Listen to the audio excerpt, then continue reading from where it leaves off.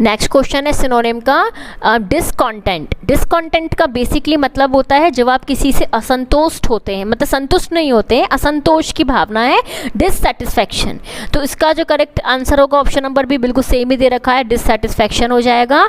अब याद कैसे करोगे देखिएगा, डिसकॉन्टेस्ट में साउंड आता है दी मतलब दी, और कॉन्टेस्ट मतलब कॉन्टेस्ट होता है, नेहा कक्कड़ अपने कॉन्टेस्ट करती रहती है या फिर हनी सिंह करते रहते हैं, तो सब सिंगर अपने अपने कॉन्टेस्ट करते हैं। तो अब याद कैसे करोगे, दीदी का ये वाला जो कॉन्टेस्ट था ना, ये मतलब डिससेटिस्फैक्शन वाला था, हमें मज़ा ही नहीं आया, संतोष हुआ, लगा ही नहीं आया कॉन्टेस्ट में, अच्छा सा गए, बढ़िया जगह अच्छे से करा था पर मज़ा नहीं आया।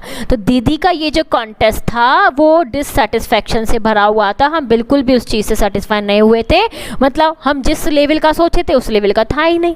नेक्स्ट क्वेश्चन है अपरेंट। अपरेंट का बेसिकली मतलब होता है जब कोई चीज़ बिल्कुल क्लियर हो, स्पष्ट हो या सुस्पष्ट हो, तो करेक्ट आंसर ऑब्वियस हो जाएगा, बोलते हैं ना ऑब्वियसली, इस तरीके से। तो ऑब्वियस मतलब स्पष्टता, तो स्पष्ट है कोई चीज़ को बोलते हैं अपरेंट। तो अब याद कैसे करोगे, देखो भाई अपरेंट में साउंड आता है एपी मतलब आप, और पेरेंट मतलब पेरेंट। तो आपकी शक्ल आपके पेरेंट से बिल्कुल क्लियरली मिलती है, एक तो ये तरीका।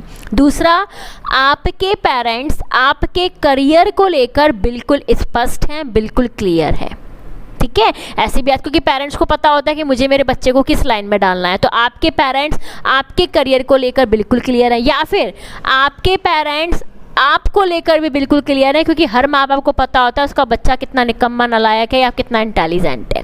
नेक्स्ट क्वेश्चन, क्वेश्चन नंबर 43, जो कि है अब्सॉल्व्ड।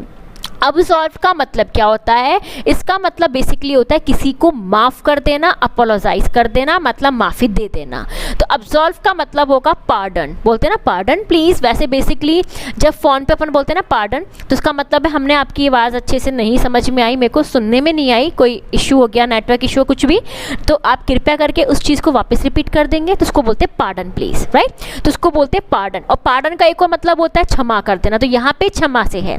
तो अब्सॉल्व का मतलब पार्डन होता है। अब याद कैसे करोगे, अब मतलब अब, सॉल्व मतलब सॉल्व, अब ये क्वेश्चन, अब ये क्वेरी सॉल्व हो गई है, इसलिए मैंने आपको माफ़ किया, जा सिमरन जा और जी ले अपनी ज़िंदगी।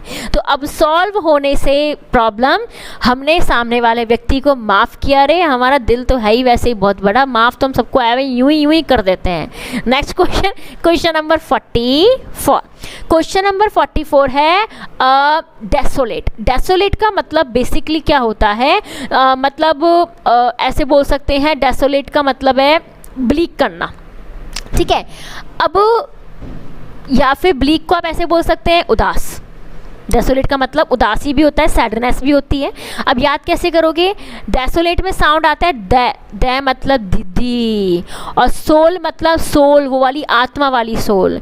तो दीदी की आज आत्मा बहुत ब्लीक है, बहुत उदास है, ये तरीका। दीदी की आत्मा बेटा आज बहुत उदास है, और गलत बात है, आपको दीदी का दिल नहीं दुखाना चाहिए था भाई, दीदी दीदी होती है, राइट। नेक्स्ट, ब्लीक को कैसे याद कर सकते हो, लीक, पाइप लीक होने की वजह से मम्मी उदास है, और खर्चा भरने की वजह से पापा उदास हैं, और बच्चों को नहाने को ना मिला गर्मियों में, इसलिए बच्चे उदास हैं, क्योंकि सर्दियों में होता तो बच्चे तो मज़े कर रहे होते हैं, क्योंकि हम तो ये वाला नहाना भी यूज़ करते हैं। नेक्स्ट क्वेश्चन, सर्दियों में बहुत कम नहाते हैं लोग। अगला क्वेश्चन क्या है, काम। काम का मतलब बेसिकली क्या होता है, शांति, अरे बस शांति, शांति का दान दे, इसको बोलते हैं पीसफुल। अब याद कैसे करेंगे, वो गाना सुना है, पापा कहते हैं बड़ा नाम करेगा, बेटा हमारा ऐसा काम करेगा। उसका तो पता नहीं बेटा काम करेगा नहीं करेगा, बट हमें ट्रिक जरूर मिल गई इससे।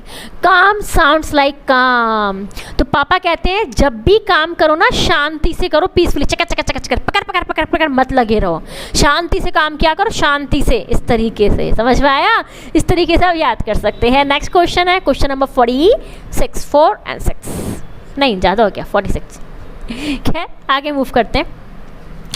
अगला क्वेश्चन आपके स्क्रीन पर, डेट इज़ 46।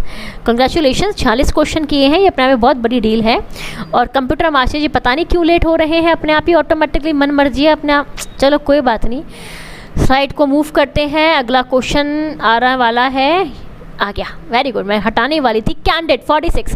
कैंडिड का बेसिकली मतलब क्या होता है? एकदम फ्रैंक, जो दिल में है वही बकवास मुंह पे है। तो कैंडिड का मतलब है फ्रैंक, बोल्ड, कुछ छुपाया नहीं है, जो है सीधे सट्ट बोल दो। अब याद कैसे करोगे? फ्रैंक आंसर हो गया। कैंडिड में साउंड आता है कैंडी, वही टॉफ़ी कैंडी।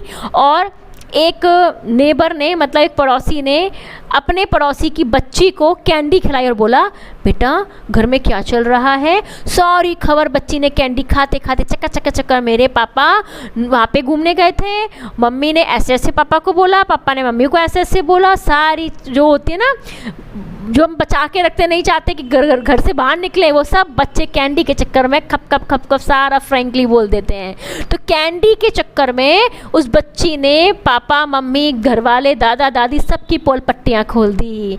तो पता है मेरे पापा ने ऐसा बोला, मम्मी ने फिर ऐसा बोला, और फिर दे दनादन हो गई, लड़ाई दराई। तो कैंडी खा के सब कुछ बोल दिया, सारी बकवास उगल दी। इसको बोलते हैं कैंडिड, मतलब फ्रैंक, बोल्ड। इतना भी फ्रैंक होना अच्छी बात नहीं है। नेक्स्ट है डेफर।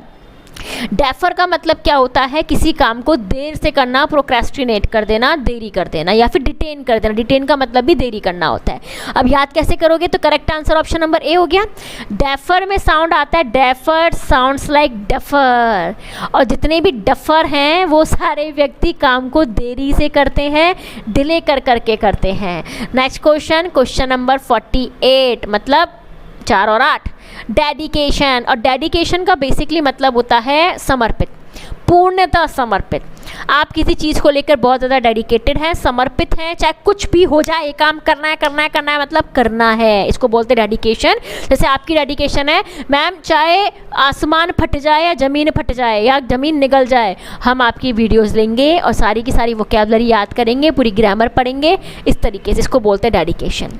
तो डेडिकेशन का करेक्ट आंसर क्या हो जाएगा? कमिटमेंट। क्योंकि एक बार मैंने कमिटमेंट कर दी, फिर मैं अपने आप की भी नहीं सुनती, फिर तो मैं किसी की नहीं सुनती। ये डायलॉग तो सुना ही होगा, ये वही है कमिटमेंट। याद कैसे करोगे? डेडिकेशन में साउंड आता है डैडी। डैडी मतलब डैडा, वही डैडी, पॉप, प्रॉक्सी, फादर, पिताजी, जो भी आप बोलते हैं। आजकल तो पापा का भी पा हटा दिया, एक ओनली पा रह गया, पा। तो डैडी मतलब डैडा, वही डैडी। और कैट मतलब कैट, मियाओ, कैट। और डैडी ने अपनी पालतू कैट के लिए सब कुछ समर्पित कर दिया है। पहले उनकी पालतू कैट आती है, फिर उनके बीवी बच्चे आते हैं। ऐसे कई लोग होते हैं, एनिमल लवर होते हैं, और करना भी चाहिए भाई, अच्छी बात है, अच्छी चीज़ें करो। Next question, डेप्लीट। डेप्लीट का मतलब क्या होता है? किसी चीज़ को रिड्यूस कर देना, कम कर देना, डिक्रीज कर देना, दैट इज डेप्लीट। अब याद कैसे करेंगे? डेप्ली साउंड्स लाइक डपली। और डपली वाले, डपली बजा, तो डपली बजाने वाले अब लोग कम हो गए। अब कहाँ मिलते बेटा? पहले तो बहुत आते थे, बस डपली बजती रहती थी, लेकिन अब डपलियाँ हम बजाते हैं, बजवाते नहीं। तो डपली डपली बजाने वाले अब बहुत कम हो गए हैं। इसलिए कुछ नहीं, वोकैबुलरी पे ध्यान दो, क्योंकि हमें हर चीज़ से ट्रिक मिल जाती है। आसपास सब पे निगाह डालो, कोई ना कोई ट्रिक देके जाता है, हर बंदा या हर बंदी, हर इंसान, हर पशु जानवर। नेक्स्ट, हर कोई। अगला है कंबस्टिबल। कंबस्टिबल का मतलब क्या होता है? जो चीज़ जलने योग्य है, मतलब फ्लेम आ जाती है, उसके अंदर आंच आ जाती है, जल जाता है, जलने योग्य है, इसको हम बोलेंगे इनफ्लैमेबल। इनफ्लैमेबल का मतलब यही होता है जो चीज़ जलने योग्य है। अब याद कैसे करोगे? इन साउंड्स लाइक इन। फ्लेम का मतलब वही फ्लेम, जो गैस होती है ना, तो गैस में नहीं बोलते हम, जो गैस की फ्लेम है मतलब आंच है, उसे कम कर दो, ज़्यादा कर दो। और एबल का मतलब क्या होता है? योग्य।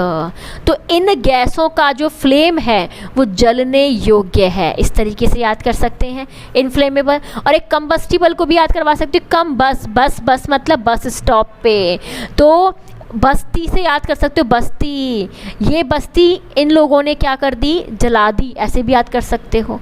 कौन लोग हैं जिन्होंने बस्ती जला दी? ऐसे भी याद कर सकते हो, तो कंबस्टिबल हो जाएगा। ठीक है, दोनों तरीके से याद हो सकता है। और अगर आप चाहते हैं मैं सारे वर्ड्स याद करवाऊँ या कम से कम ये 2 वर्ड्स याद करवाऊँ, तो बेटा एक बार उसके लिए बोल देना। दूसरा, अगर वाकई में ये सेशंस अच्छे लगे तो भी बताइएगा। अगर आपको अब भी कोई दिक्कत है, कोई भी इशू है, तो आप मुझे इस व्हाट्सएप नंबर पे बोल सकते हैं। ये मेरा व्हाट्सएप नंबर है। आप बस अपना नाम और जगह, मतलब किस देश, मतलब कौन से देश के कौन सी जगह से आप देख रहे हैं क्लासेस, वो बता के, और जो भी आपकी क्वेरीज हैं वो लिख के आप मुझे भेज दीजिएगा, व्हाट्सएप कीजिएगा ओनली। और व्हाट्सएप पे आपकी क्वेरी सॉल्व हो जाएगी पूरी की पूरी। और आप साथ में जो ऐप जो आपने डाउनलोड किया हुआ है वहाँ पे जो चैट ऑप्शन है वहाँ जाके भी बोल सकते हैं। अगर आप चाहे व्हाट्सएप यूज़ कर सकते हैं, आप चाहो तो चैट ऑप्शन में बोल सकते हो, चॉइस इज़ योर्स। ठीक है, हम लोग अब नेक्स्ट क्वेश्चन मूव करते हैं। अगला क्वेश्चन आपके स्क्रीन पे।